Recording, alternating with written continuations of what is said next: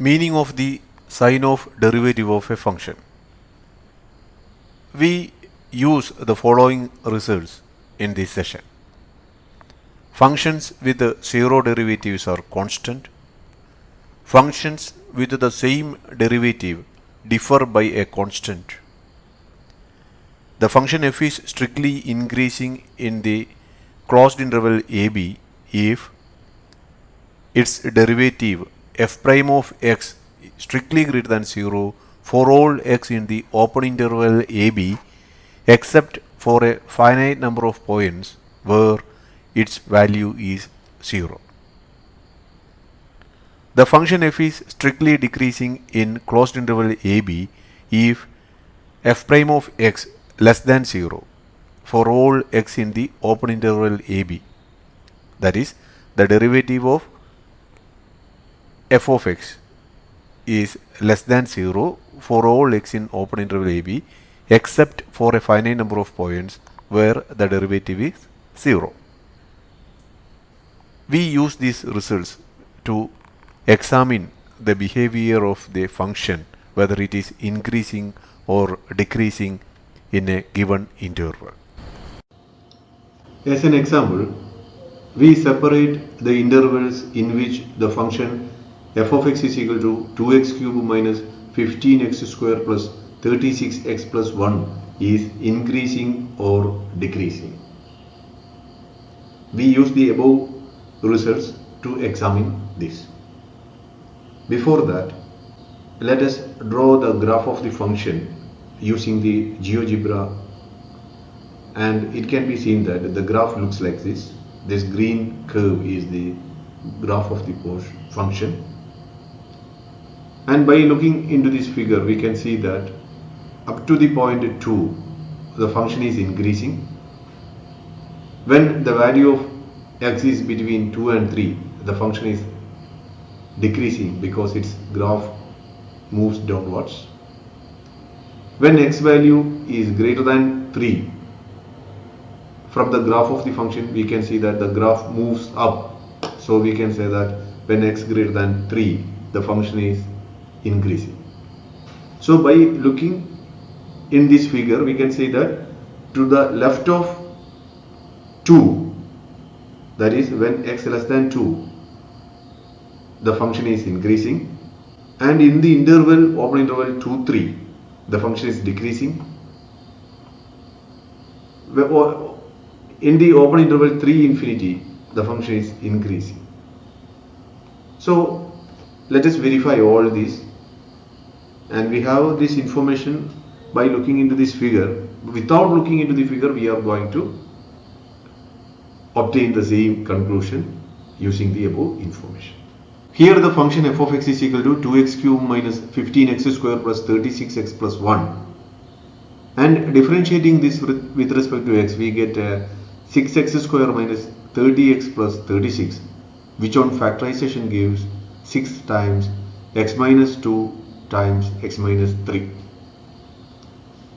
When x less than 2, x minus 2 less than 0, and also x minus 3 also less than 0, because x less than 2 implies x less than 3 also.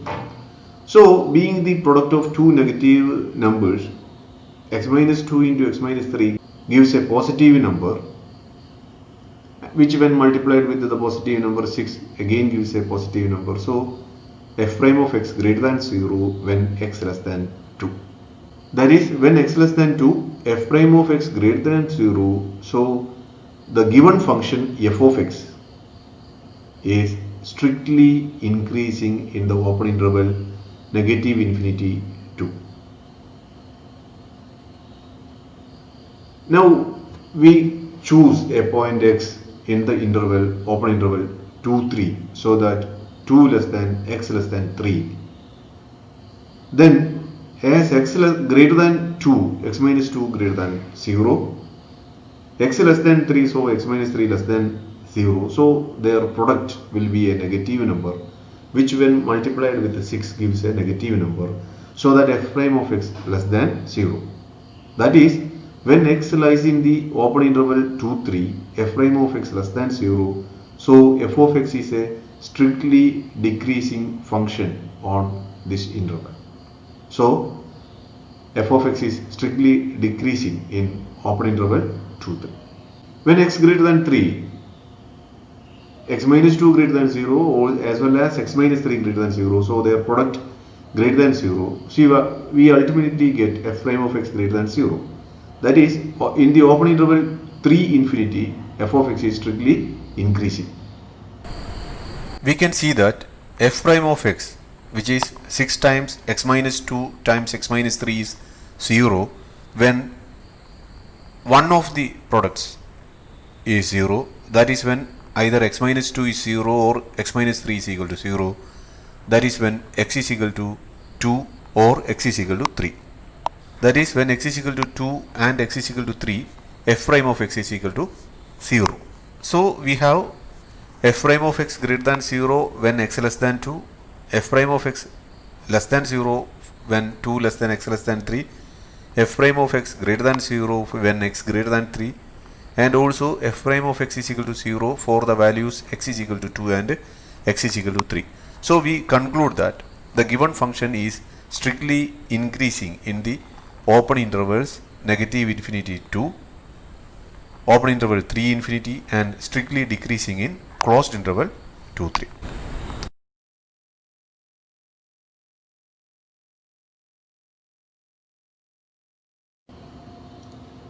Here's another example. We show that the function f of x is equal to x cube minus 3x square plus 3x plus 2 is strictly increasing in every interval.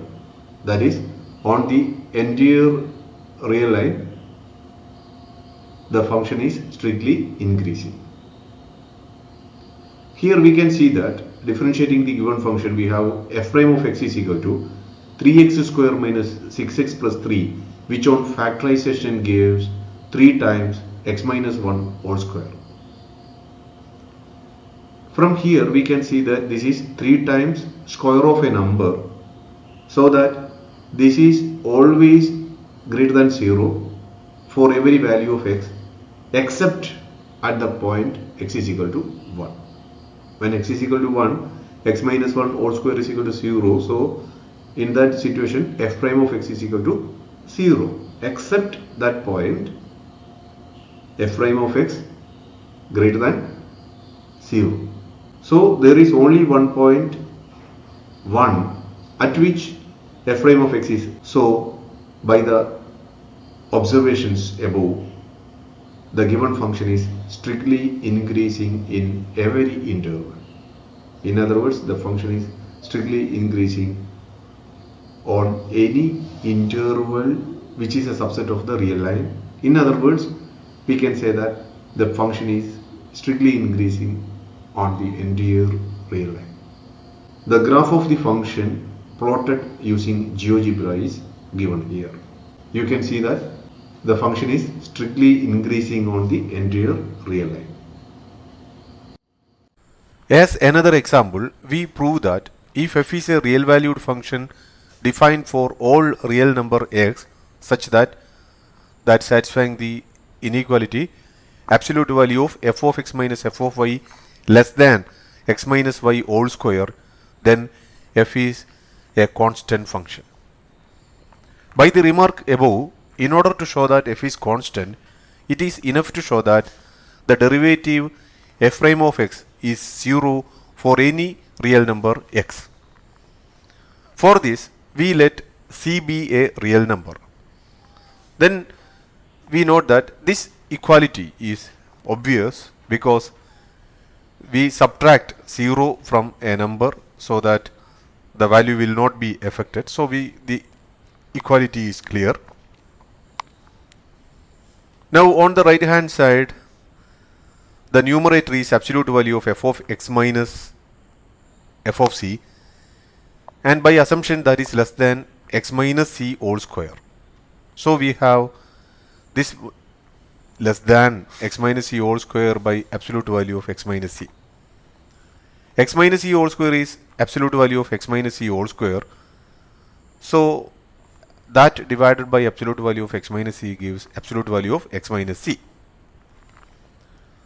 Now if we assume that our absolute value of x minus c is a number between 0 and epsilon, then this value will be less than epsilon, so that this number also will be less than epsilon. For convenience, I call this phi of x. So we conclude that whenever 0 less than absolute value of x minus c less than epsilon, then absolute value of phi of x minus 0 less than epsilon. Here 0 less than absolute value of x minus c. This step is very important, because in the denominator there is the presence of x minus c, so x is equal to c is never allowed. Why it is not allowed? Because in the denominator, when x is equal to c, denominator becomes 0, which is not allowed. So now our conclusion is that whenever 0 less than absolute value of x minus c less than epsilon, then absolute value of phi of x minus 0 less than epsilon. We recall the definition of limit of a function. Limit x approaches c, g of x is equal to L if for every epsilon greater than 0 there is a delta greater than 0 such that absolute value of g of x minus L less than epsilon whenever 0 less than absolute value of x minus c less than delta. In the present situation, we choose delta is equal to epsilon, so that we get 0 less than absolute value of x minus c less than delta implies absolute value of phi of x minus 0 less than epsilon. So we conclude that limit x approaches c of phi of x is equal to 0. Now what is phi of x? Phi of x is f of x minus f of c by x minus c.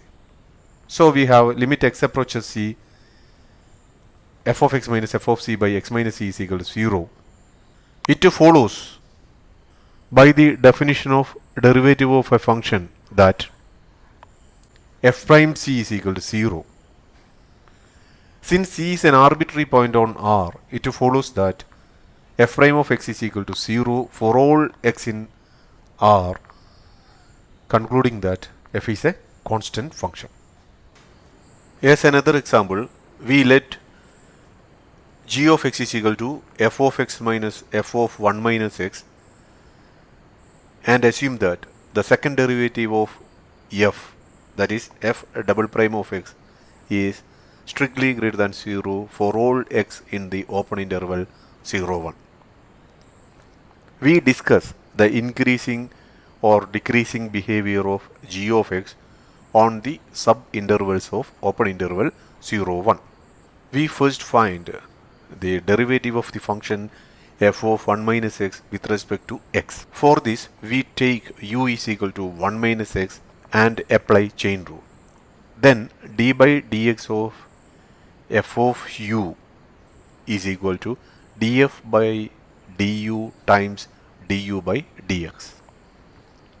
By notation, df by du is f prime of u. And what is du by dx? U is 1 minus x, so du by dx is negative 1. Also putting u equal to 1 minus x, we get negative f prime of 1 minus x. Using this information, we obtain g prime of x is equal to f prime of x minus negative of f prime of 1 minus x, which simplifies to f prime of x plus f prime of 1 minus x. By the assumption, the second derivative f double prime of x strictly greater than 0 for all x belongs to open interval 0, 1.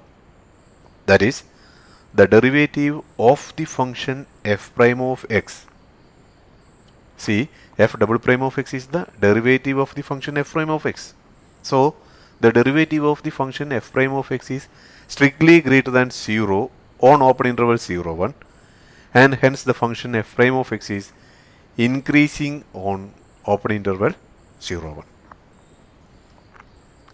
We consider the only possible two cases. Case 1, x greater than 1 minus x, and case 2 is x less than 1 minus x. We consider the case x greater than 1 minus x. Already it is given that f prime of x is increasing on open interval 0, 1. Now x greater than 1 minus x implies x plus x greater than 1, that is 2x greater than 1 or x greater than 1 by 2.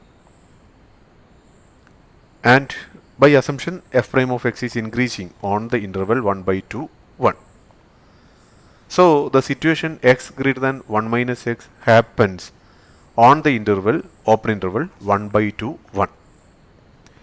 As f prime of x is increasing, x greater than 1 minus x on open interval 1 by 2, 1 implies f prime of x greater than f prime of 1 minus x on open interval 1 by 2, 1. Now what about f prime of x minus f prime of 1 minus x? That is g prime of x. So we conclude that g prime of x greater than 0 on open interval 1 by 2, 1.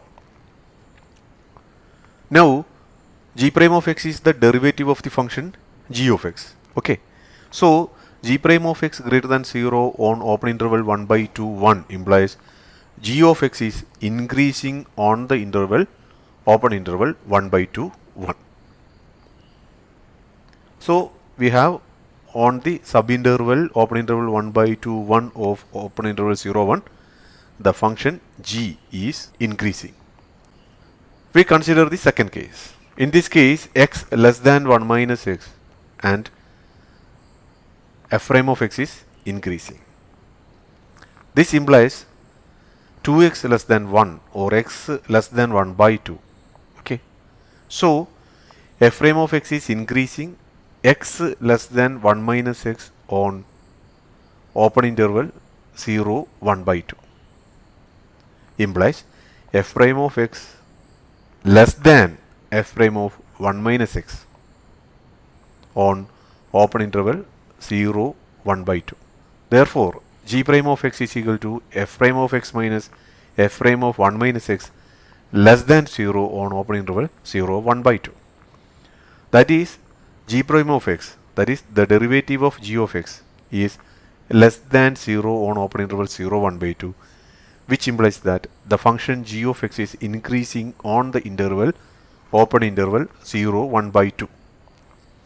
We conclude that g is decreasing on open interval 0, 1 by 2 and increasing on the interval open interval 1 by 2, 1.